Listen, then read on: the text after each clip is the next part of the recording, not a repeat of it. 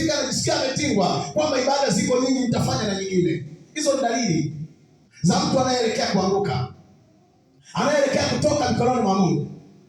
Dalili namba moja, anaanza kuona uvivu kuhusu ibada.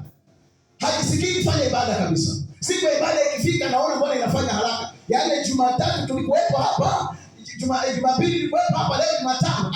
Siku yaani ile roho inayozungumza ndani ndio inayokutoa, inayokushawishi kukuangusha kutoka katika mikono ya Mungu ili uwe katika mikono ya Ibilisi.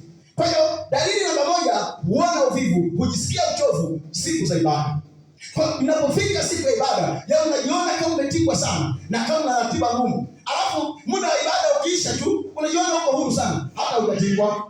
Kwa hiyo unakuta toka asubuhi, toka saa 9 saa 10 walipoingia ibadani, ulikuwa kama umetingwa. Inapofikia saa 9, ikifika tu saa 9 na dakika 50, ikifika saa 10 na dakika 5, haujisikii kutingwa. Unaona kabisa ungeweza hata kufanya ibada, kwa sababu ile roho inaondoka ndani.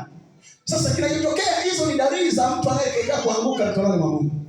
Kwanza, huwa hapendi, anaposikia kuhusu ibada hataki kabisa. Anachoka, anasikia kuchoka, anasikia kama mtu aliyechoka sana, mtu mvivu. Maana yake analeta uvivu katika mwili wake kwa ajili ya ibada. Hizo ni dalili. Unapojisikia uvivu, jitathmini ninapofundisha, na mimi nitathmini ili uchue upo kwenye dalili gani, upo kwenye wakati gani. Inawezekana huu karibu kuanguka mikononi mwa Mungu na ukabaki kuwepo kanisani, na tukaendelea kutoa pamoja nao, na tukaendelea kuja kusema na wewe, tukaendelea kukutumia kama kawaida, lakini mikononi mwa Mungu umeanguka. Dalili hizo ukisiona zinatokea katika maisha yako, ni hatari kwenda kuanguka mikononi mwa Mungu. Bwana asifiwe. Na mtu ambaye tayari ameshikamana sana na Mungu huitamani ibada.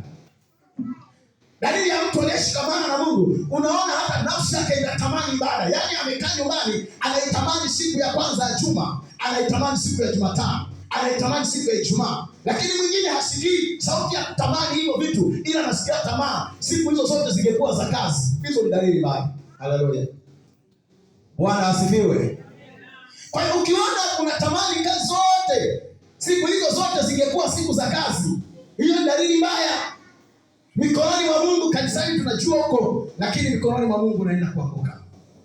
Unatamani siku zote za ibada zingekuwa za kazi, yaani unaona kama una kazi sana, umetingwa. Lakini mtu aliyeshikamana na Mungu kweli, ambaye bado yuko imara mikononi mwa Mungu, huwa anazitamani siku za ibada. Kwa anafanya kazi, anatamani Ijumaa ingefika nikamwombe Mungu wangu aliyenipa nafasi kufanya kazi, aliyenisababisha nimepata 2000, aliyesababisha niwe hai kazini. Huyu ninatamani Ijumaa ikifika, nataka nikamwambie kitu Mungu wangu. Kwa nini? Ndani yake ana muunganiko naye.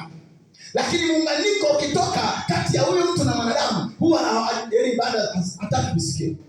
Nafsi yake anaona kama zinamchukulia muda wake, yaani kuhudhuria ibada zinakula muda wa kazi. Hizi dalili mbaya za mtu anaelekea kuanguka. Dalili namba 2. Hebu kabla hatujaisoma hiyo dalili, tuone Biblia inatuambia nini kuhusu ibada. Ebrania sura ya 10 mstari wa 25. Kuna neno linasema msikose kufanya nini? Msikose kukusanyika kama ilivyo desturi ya wengine. Katika Ebrania sura ya 10 mstari wa 25. Anasema, wala tusiache kukusanyika pamoja kama ilivyo desturi ya wengine, bali tuonyane na kuzidi kufanya hivyo, kwa kadiri muonavyo siku ile kuwa inakaribia. Wala tusiache. Biblia inasema tusiache kufanya nini? Kukusanyika kama ilivyo desturi ya wengine, tupate kuonyana. Kwa hiyo shetani anafahamu endapo utahudhuria ibada, nini kitatokea? Utaonywa juu ya udhambi na uovu ulionao. Kwa hiyo ili usipate maonyo, lazima ukae nyumbani. Kwa hiyo ndio maana shetani anakuwa ameshakuwini, anashakula nafasi yako katika maisha. Kuna mdudu katika maisha yako, mdudu shetani amekwisha kuingia, amechukua nafasi. Ndio maana utamani ibada, ndio maana unachukia siku za ibada, unatamani zingekuwa siku za kazi, kwa sababu ndani yako hutaki kukusanyika. Kwa nini? Maana yake Biblia inasema mnapokusanyika mnapata kufanya nini? Kuonyana, mpate kukemeana, mpate kufundishana. Maana yake utafundishwa juu ya maovu, juu ya mabaya, utashinda. Mafundisho ya leo yanakuokoa kesho na kesho kutwa. Haleluya. Mafundisho unayojifunza leo yanakupa uzima katika Mungu kuanzia leo, kesho kutwa. Alafu utakapofundishwa mengine yataongoza kesho kutwa na siku nyingine. Unapofundishwa mengine yanaongoza siku nyingine na siku nyingine kujitoa katika dhambi. Sasa unapokuwa umekosa ibada zote hizo, kinachobaki ni kwamba tayari shetani amewini ili usipate mafundisho.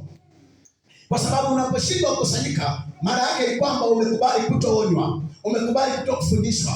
Anasema kama ilivyo desturi ya wengine, kama ulivyo utaratibu wa watu wengine, tusiache kukusanyika pamoja. Sasa unapoacha kukusanyika, swali langu linakuja kwako kwamba unajua kwa nini umeacha kukusanyika? Kwa sababu mtu anapokusanyika kuna sababu, maana yake apate mafundisho, apate kuonywa, mpate kuonyana, mpate kufundishana. Kwa mtu akifundishwa huwa anakuwa imara kwa sababu ana mafundisho ndani yake. Kwa mtu akionywa huwa hawezi kurudia kwa sababu ameonywa. Ndio maana nimesema mpate kuonyana, kufundishana, kuonyana. Kwa hiyo mtu unapomuonya au anaponionya, maana yake ananifanya nisirudie ile jambo. Sasa shetani anajua unaenda kufundishwa, unaenda kuonywa. Sasa anachokifanya anazuia. Unaanza kujisikia uchovu siku za ibada, unaanza kujisikia kutokuwepo ibadani, alafu unaona ibada inakula muda, unaona siku za ibada zinachukua muda wa kupata pesa. Unaona kabisa siku za ibada zinachokesha sana kutembea kutoka kule milimani na kukaa mpaka huko. Siku za ibada ni kazi, lakini siku za kazi unatembea toka kule unaendelea eneo la kazi, hata hazisumbui. Kwa hiyo ukiona hizo dalili zinatokea, ni dalili za kuanguka mikononi mwa Mungu. Hata kama unaendelea kuwepo kanisani, kwenye daftari hautafutika, utakuwepo sana. Ila sasa mikononi mwa Mungu ni hatari. Wathesalonike wa pili sura ya 2 mstari wa kwanza. Wathesalonike wa pili sura ya 2 na mstari wa kwanza. Wathesalonike wa pili sura ya 2 na mstari wa kwanza. Anasema, basi ndugu, tunakusihini kwa habari ya kuja kwake Bwana wetu Yesu Kristo na kukusanyika kwetu mbele zake. Ndugu na wasihi kwa habari ya kuja kwake Kristo na kukusanyika kwetu sisi mbele zake. Sisi tunapokusanyika hapa, hatukusanyiki mbele ya madhabahu kama wengine wanasema njoo kwenye madhabahu ya fulani. Sisi tunakusanyika hapa, tunakusanyika mbele za Mungu. Lengo la kuwepo hapa sio kwa sababu tuwe mbele ya madhabahu. Yaani tunakusanyika hapa ili tuwe mbele za Mungu. Na ndio maana unashangaa mtu aliye ibadani alafu hajakusanyika hayuko mbele za Mungu. Anashughulika na watoto, anashughulika na kazi yake, anashughulika na simu, anashughulika na kila kitu. Maana anafanya kitu gani? Lakini hayuko mbele za Mungu.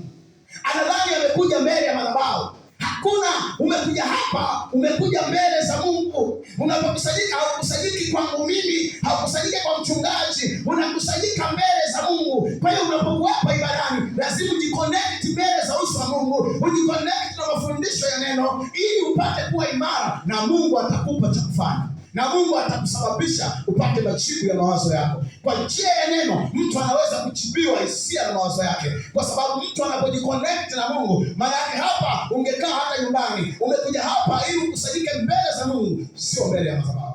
Haleluya. Hasa kama unakusanyika kwa ajili ya kwenda kwa Mungu, ndio maana anasema kwa habari, basi ndugu na wasihini kwa habari za kukusanyika kwetu mbele za Kristo. Kwa kukusanyika kwetu mbele za Kristo, hatukusanyiki mbele ya mchungaji, haukusanyiki mbele yangu mimi, unakusanyika mbele za Mungu. Kwa hiyo ukiwepo hapa, jipeleke kwa Mungu, usijipeleke kwangu. Jiconnect na Mungu, Mungu atakwambia cha kufanya. Wewe shikilia neno la Bwana kwa sababu neno la Mungu ni uhai. Wewe kaa kwenye hicho kitu, jiconnect na Mungu, kaa kwenye ibada, fikiria kuhusu Mungu, jishikamanishe na ibada ambayo unaifanya. Kujaja hapa ili upate kupatanisha na mtu, no, maana yako umejihuzurisha mbele za uso wa Mungu. Haleluya. Kwa hiyo ukijua umejihuzurisha mbele za uso wa Mungu, huwezi kuwa busy na mambo mengi, utatulia kula cha Mungu. Kwa sababu ujui, ndio maana unaweza ukaendelea na mambo yako. Jambo la pili, huwa hasikii hata hamu ya kusoma neno la Mungu wala kusikia likihubiriwa. Yaani akisikia wanahubiri neno hakai hapo. Hapendi kusikiliza kusoma neno. Anaanza kujisikia kutokusoma neno. Yaani akiona kusoma neno anajiona kujikeep busy. Yaani muda mwingi anajiona ametingwa sana. Kwa hiyo huyu mtu kwa sababu nini? Hizi ni dalili za kuelekea kuanguka mikononi mwa Mungu. Mtu ambaye ameshikamana na Mungu huwa anaitamani sana Biblia, yaani anaitafuta nafasi ya kuisoma Biblia kila wakati, kwa sababu moyoni mwake ameshikamana naye. Lakini kwa sababu umekaa mbali na Mungu, ndio unarudi kidogo kidogo hivyo. Yaani unavyotoka kutafurahi baada ya kutokusoma neno, ndio unavyopiga reverse, ndio unavyorudi nyuma kuelekea katika safari inayokwenda mbinguni. Wewe unaanza kumrudia shetani tulikomkimbia. Unaanza kurudi nyuma kwa shetani. Hizo ni dalili za hatua za kurudi nyuma. Kwa sababu mtu anarudi nyuma, anaanza kurudi kule alikokimbia. Hizo dalili za kwamba mtu anashindwa kusoma neno. Yaani Biblia akishika kuisoma ni nadra sana. Yaani siku ikitokea ameshika, basi wamemwambia utahubiri, bila kusema hapana, hajawahi. Hizo ni dalili mbaya. Kwa sababu cha mtu aliyekaa rohoni huwa anatumia neno la Mungu kuimarisha utu wa rohoni.